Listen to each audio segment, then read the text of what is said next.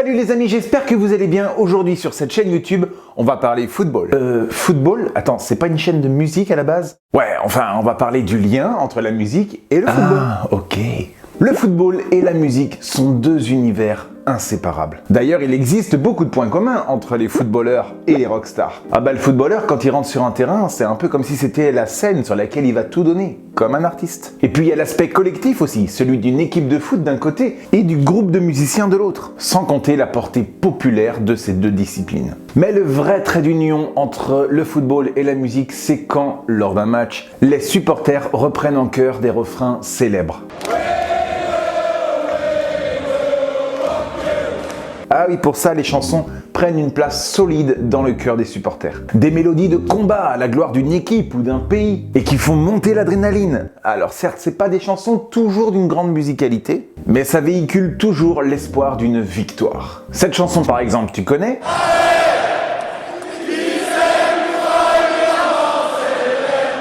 Allez les Verts de Monty, ça date de 1976 et c'est considéré comme étant le premier véritable tube footballistique de France. Mais il y a aussi cette chanson qui est beaucoup entonnée dans les stades.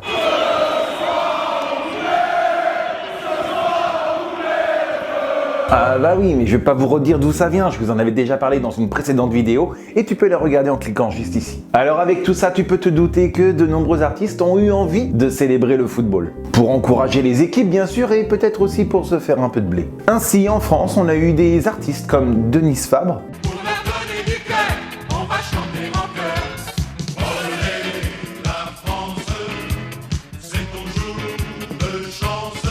Et même les Minicums pour encourager les Bleus.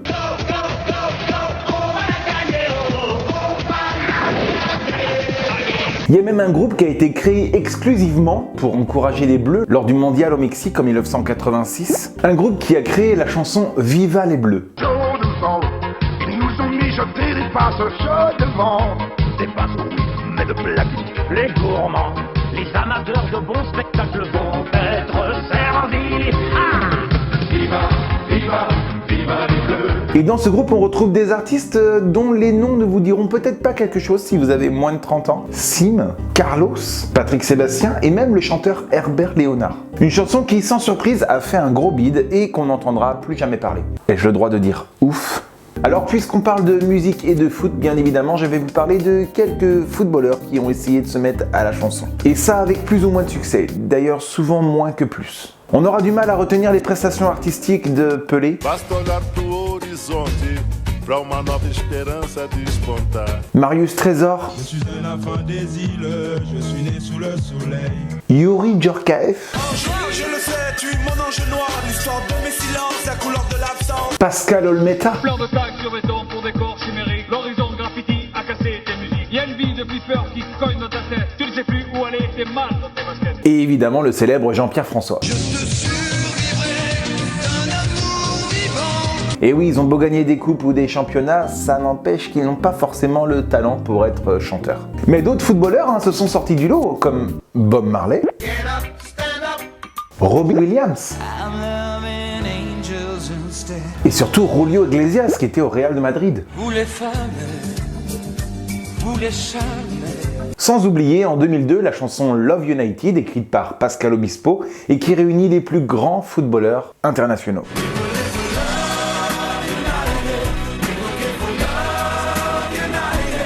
Bon, on va rien dire parce que c'est pour la bonne cause, mais merci l'autotune. Bref, les footballeurs, à défaut d'être de grands chanteurs, sont en tout cas des grands lanceurs de tubes. Et à chaque fois que des footballeurs chantent dans les vestiaires des tubes qu'ils aiment, les supporters jouent le jeu et reprennent ces tubes pour en faire de véritables hymnes. Et quand tout un stade reprend une chanson à l'unisson, je peux vous dire que la chanson n'a pas le même impact. Ça devient l'hymne de toute une équipe. Une sorte de chant de guerrier, un porte-drapeau. Et j'ai de nombreux exemples à vous citer. À commencer par cette chanson, You Never Walk Alone.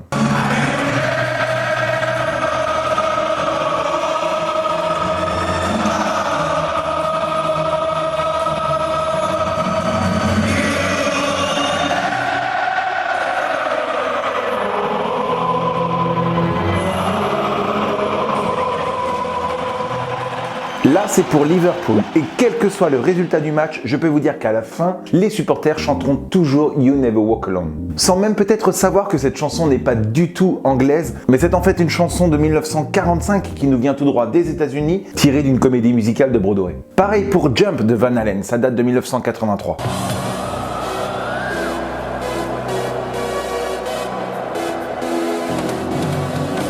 Cette chanson est devenue l'hymne de l'Olympique de Marseille, sur une idée de Bernard Tapie, qui était alors le président et qui, lors de son premier match en 1986, a fait jouer la chanson dans le stade Vélodrome. D'ailleurs, pour l'anecdote, au milieu des années 90, les organisateurs ont essayé de faire retirer cette chanson, mais c'était sans compter sur les supporters qui, quoi qu'il arrive, chantaient cette chanson avant le match. Et cette chanson signée Pierre Bachelet de 1982, tu la connais ?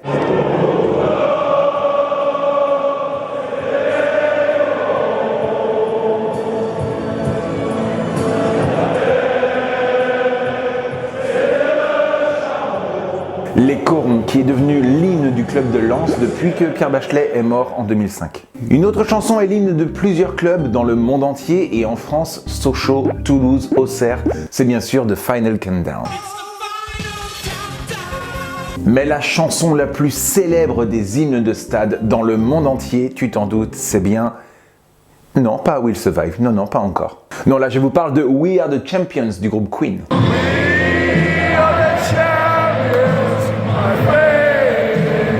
Cette chanson a été écrite par Freddie Mercury en 1977 et était destinée à rendre hommage à l'équipe d'Angleterre qui avait gagné la Coupe du Monde de 1966. Et depuis, bien sûr, à chaque tournoi, qu'il soit amateur ou professionnel, dans le monde entier, tu peux entendre résonner cette chanson dans les stades. Et en 1996, Lightning Seeds sort Three Lions.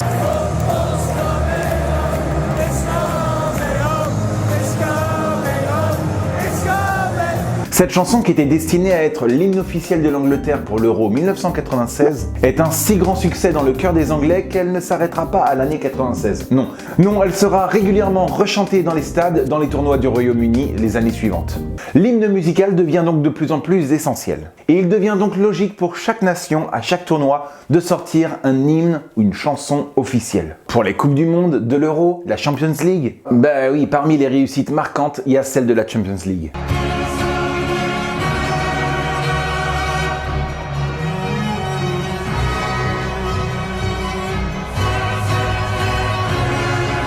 Ça, c'est Tony Britton, ça date de 1992. J'en ai déjà parlé dans une vidéo que tu peux retrouver juste ici. Un hymne fédérateur avec une orchestration symphonique par le Royal Philharmonic Orchestra. C'est puissant, c'est généreux, c'est en symbiose avec les footballeurs et les supporters dans le stade. Mais les Coupes du Monde aussi ont droit à leurs hymnes officiels. Et parmi les plus célèbres, on a Ricky Martin en 1998 avec sa chanson La Copa de la Vida.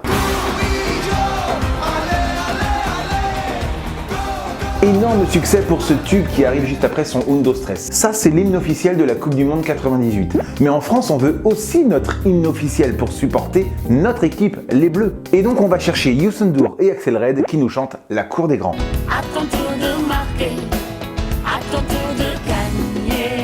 Oui, un Sénégalais et une Belge pour chanter une chanson pour la France. Alors c'est super bien, c'est rassembleur, mais ça connaîtra pas le même succès. Parce que les Bleus dans les vestiaires, puis les supporters ont décidé de mettre une autre chanson à l'honneur.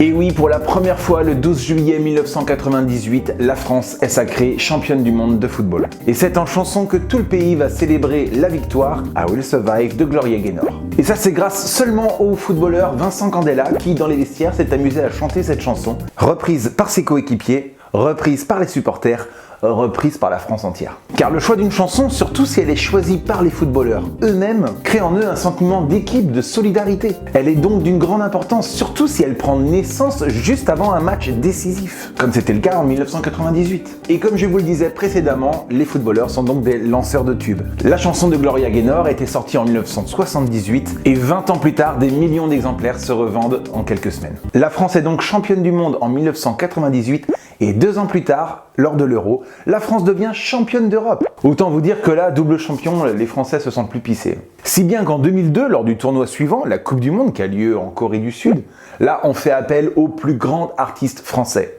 Ouais, Johnny Hallyday. Oh les champions, on est tous Mais là, c'est une autre affaire. Rien ne viendra sauver la chanson. Des joueurs bien trop sûrs d'eux, des Français qui sont persuadés qu'on va faire le triplé gagnant. Mais la France est éliminée dès le début du tournoi et il va falloir qu'on oublie ça très très vite. 4 ans passent et pour la Coupe du Monde 2006, c'est l'animateur Koé qui fera parler de lui. Avec une parodie de Salif Keita remixée par Martin Solveig, il nous sort Zidane y va marquer.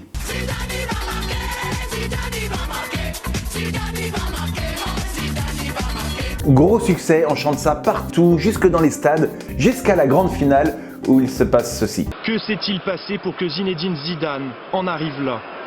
Ah bah non, Zidane il a pas marqué. Enfin si, il a donné un coup de tête mais pas dans le ballon. Du coup faut refaire une musique vite fait. Bah et ouais, business oblige. Et c'est Coup de boule qui sort.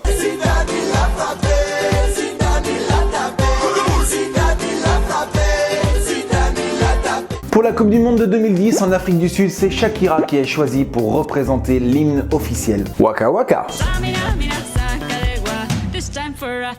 Gros énorme succès pour cette chanson qui en fait n'est pas vraiment une chanson originale. Mais non, mais je t'en ai déjà parlé dans une autre vidéo sur les plagiats, tu vas vite la voir. On retiendra pour l'Euro 2016 la chanson de David Guetta et Zara Larsson, This One's For You.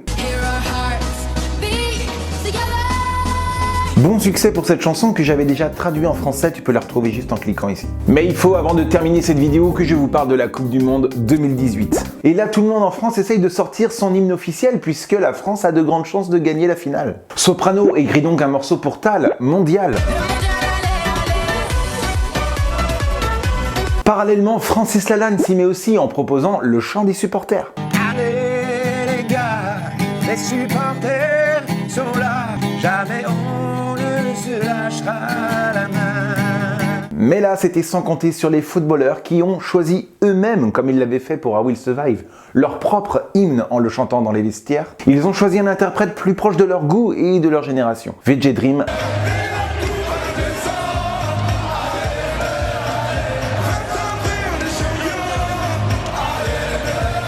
Les amis, j'espère que cette vidéo vous a plu. N'hésitez pas à jeter un pouce bleu. N'hésitez pas aussi à vous abonner, à partager cette vidéo à tous vos contacts qui aiment le foot ou pas. N'hésitez pas à me dire dans les commentaires quelle est votre chanson footballistique préférée. Quant à moi, je vous dis à très bientôt pour une prochaine vidéo. Je vous kiffe les amis. Ciao!